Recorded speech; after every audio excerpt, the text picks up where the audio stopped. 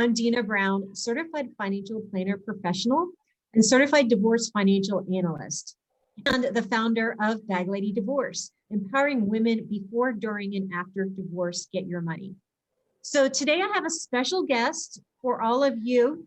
This is someone that I met through the collaborative divorce process. And if you don't know what the collaborative divorce process is, you definitely should check it out. And either one of us can tell you more about that, but it is a different way of going through divorce versus your traditional way of going through mediation and then possibly going to trial, to court. So it's a more of a collaborative way where you work with other professionals for both you and your spouse together to come up with a solution to your divorce. So today we have our special guest, Dr. Christina Migliara. She is a licensed marriage and family therapist and a trauma specialist and also an addiction specialist. She is the owner of Coastwise Mediation and Therapy and also CrossFit Tailwinds. She's been in the mental health industry for about 20 years, and I asked her to be on today because Valentine's Day is right around the corner. And if you are currently going through a divorce or you recently have been divorced, it might be a day that you're dreading. And so I wanted to get Dr. Migliara's view on this, on, what are some healthy ways to perhaps celebrate Valentine's Day, or really what just to do with it? What do we do with Valentine's Day? Yeah, that's a good question. The thing with divorce is that it creates this shift in identities. So we're talking about, basically the one time in your life where you shift all things at once. Things like, financially, socially, emotionally, physically, even geographically, where things kind of changing for you. And that can really send someone into quite a tailspin when it comes to, identifying and create this kind of identity crisis for many people. And an element of that comes out of that is really, okay, well, what do I do now with some of the traditions that I've created? I've been in a relationship for a period of time. We've created a lot of, family traditions and rituals, and some of that has to do with holidays, right? So there becomes this element of change, and we have to acclimate to what that now is going to look like for us.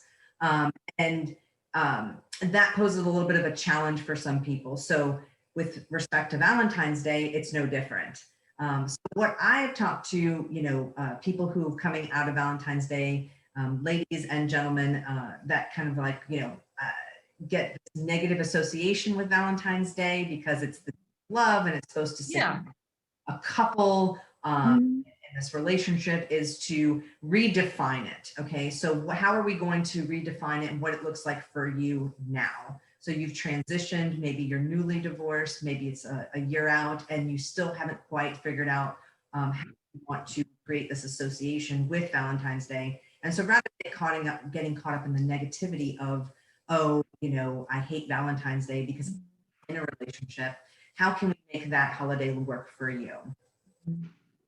So some of the examples and things that I've talked to people about doing is creating maybe a new ritual, like Valentine's Day, where you team up with your best girlfriend who might also be single or a friend, and you go out to dinner together, go see a movie together, you do something with each other as friends, and a love of healthy relationships as opposed to a love of an intimate relationship with a partner. And we're celebrating love, right? Love is love, and we can celebrate that love in a number of ways. It doesn't always have to be with a significant other. I love my friends, I love my family just as much as I love my significant other. So you could choose to be a good friend of yours. You could choose it to be with your children if you have children, and make it about celebrating with them and going to a movie, or creating some kind of new ritual that you might engage in that takes it away from this mindset of it has to be with a significant or intimate partner. Yeah, and could you say that maybe instead of looking at Valentine's Day as being that day that you're with that other person, that it's the love of your life. Like, why can't you be your own love of your life? Like, why can't you be good to yourself and maybe like do something for yourself? Is that something that you would encourage too? Absolutely. So that's another suggestion. You actually pulled one right off my list, is fall in love with you. And so a lot of times one of the other pieces is in that identity crisis is getting lost in who we are, right? We are much more than we are in relation to others, which that is how you identify, right? I'm a wife, or I'm a husband, I'm a significant other, an intimate partner. And so you have this identity now where you're not that person. Well, you're so much more than you are in relation to others. Who are you in relation to yourself? Learning to love you and making you, first and foremost, which, by the way, is something that I talk to my clients in general, because I'm of the mindset that if you can't love you and everything about you and be comfortable in your own skin and first, it becomes much more difficult for you to give to others in any capacity. You've got to learn to fill up your cup, regardless of if you're in a marriage or not in a marriage. You should be first. Then you're your best self, and then you have the capabilities to give to others the same things you're giving to yourself, whether it's grace and compassion, whether it's friendship, whether it's, support, confidence, whatever you're giving, you should be able to turn around and give that same amount of, or that same, emphasis of that particular skill or that thought to yourself. So if you're struggling to do that for you, it's a great opportunity to fall back in love with you and kind of do that. So treat yourself, go out and, buy something for yourself, or treat yourself to a spa day, or whatever it is you feel like you want to do, right? Who something like that. Yeah, or even like a manicure or a pedicure. Yeah, or, I just did that for myself the other day. Ooh, I like the red. Yeah. Fell in love with myself, Yeah, and then sometimes there are things like that that you might like not like, I really like sushi, and not everybody really in my house likes that. So perhaps like that would be something that I would do for myself. Like I would maybe order takeout, like sushi takeout or something for myself, and kind of have my own little like Valentine's Day, like little treats like that too, right? Or maybe like watch my favorite chick flick that not necessarily, my significant other would have watched with me. Maybe it's something that now I can watch it, and I'm empowered to watch it because I can watch whatever the heck I want to watch. That's right. Yeah. And maybe you avoided having sushi because your significant other never liked sushi, so you never really got to have it unless you were with your friends. And exactly.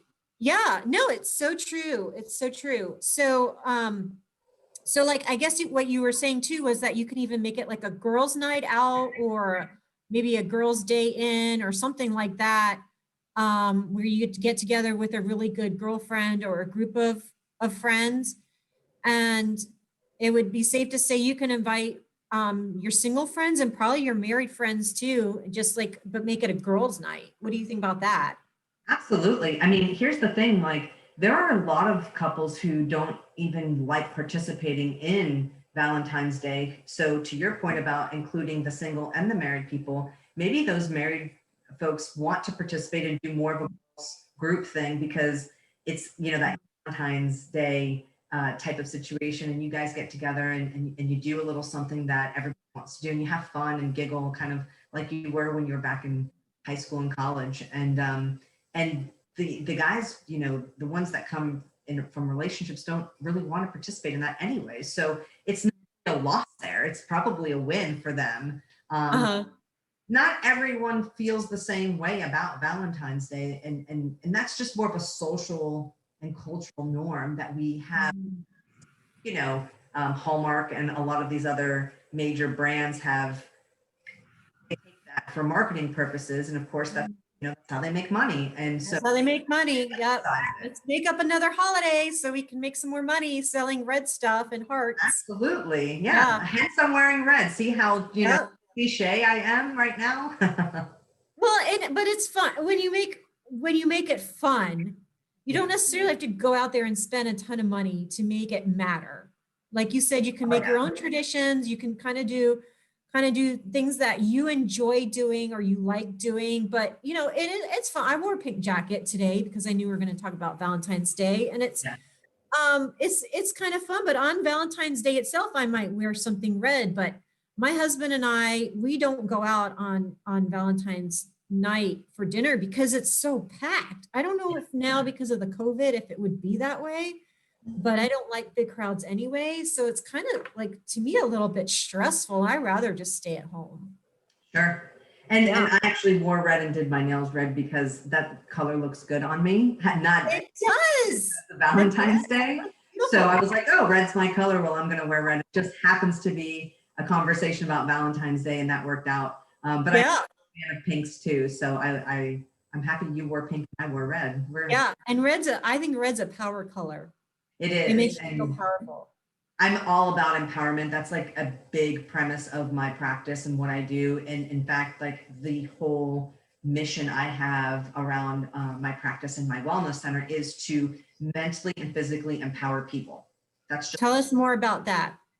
Well, you know, it's about being your best self. And if you can become mentally empowered and if you can become physically free, it's just a much healthier and happier place to be in life. And you just feel better about yourself. So I worked really hard in the last couple of years to team up with some amazing professionals who just happen to be entrepreneurial women as well, like myself. We kind of came together and created this this place called the Elite Wellness Center, and it essentially houses the different components of wellness. So we have mental health, we have physical recovery for people who are in physical pain and need to learn how to function, like physically function better. So we have sports and neuromuscular massage, we have nutrition, physical therapy, and we have CrossFit as a form of fitness. And they're all housed in one location. So it's essentially a one-stop shop, which we do massages and things like that too. So speaking of going and doing something fun for yourself and treat yourself to a spa day, like there's nothing that makes you feel better than, you know, being physically out of pain. Talking to a therapist, like if you're really struggling on Valentine's Day and your therapist is taking clients that day, and that's a big trigger for you, recommend booking an appointment with your therapist and just that's genius. Yeah. Like have a session. Great idea. Get it all out. To therapy. Yeah. No, I think therapy is so therapeutic and helpful. And I love that you've partnered with other entrepreneurial women and created basically this powerhouse of health, not only for your physical health, but your emotional and your mental health. I mean, that's just fabulous. Like I didn't even know until I met you. I didn't even know that a wellness center even existed like that. I mean, that's just awesome. Yeah, we're very excited about it. We've been working on it for 2 years now. And of course, COVID kind of slowed that momentum a little bit when we had to shut down, just like every business. But we are back in the swing of things and ramping that up. And our goal is to continue to show people how they can experience the difference and to join this movement of wellness, because it really is the secret to success and to a fulfilled long life. And then if you want that life of longevity, and if you want that, you know, mental and physical freedom, you have to be able to feel good about yourself mentally, which translates into emotional happiness, and then be out of physical pain, you know, being able to function. And that requires exercise. It requires nutritional freedom. You've got to eat well and learning how to love you and your body, feel it properly. And then, of course, being able to function, you know, being in a pain-free life. So a recipe for success, and we're super excited and we're ready to spread the movement, you know, and there's no one doing what we're doing. So we're pretty excited to be at the. Yeah, I never heard of this concept before. It's just absolutely brilliant. Like, I'm so excited to come visit you. Can't wait. Yes, I can't wait to have you. So where are you located? We're here in Jacksonville, Florida. It's at 5530-1 Florida Mining Boulevard South.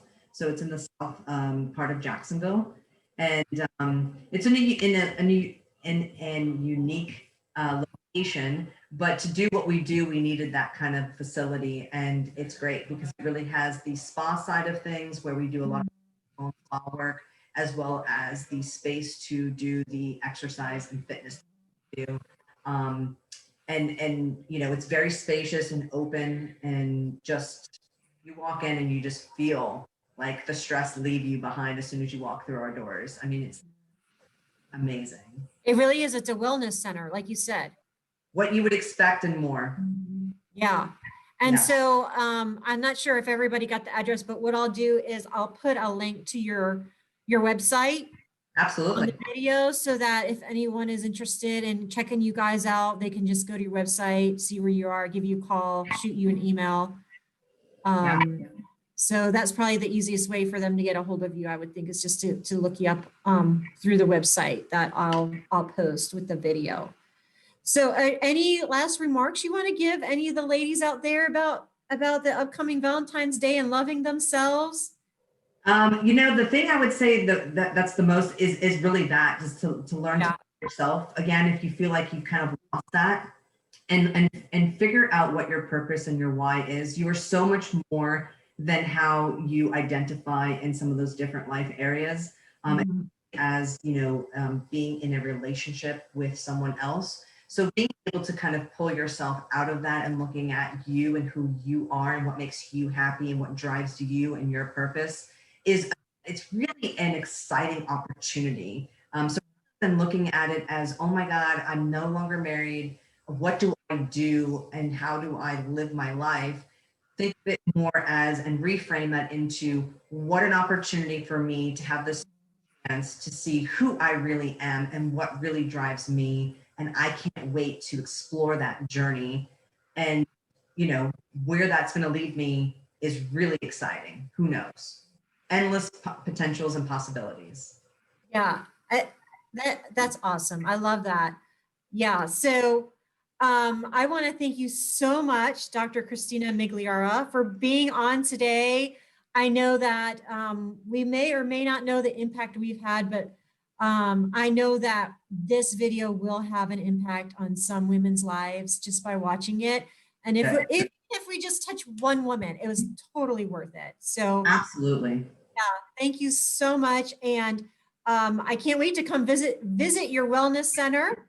And so thanks again for being on. And again, if anybody wants to contact Dr. Migliara, I will have her website posted. And if you do need to get a hold of me, Dina Brown, Certified Financial Planner Professional, you can just call me anytime. I just tell people, call me. It's 904-217-6377. Have a happy Valentine's Day. Thanks for watching. Happy Valentine's Day.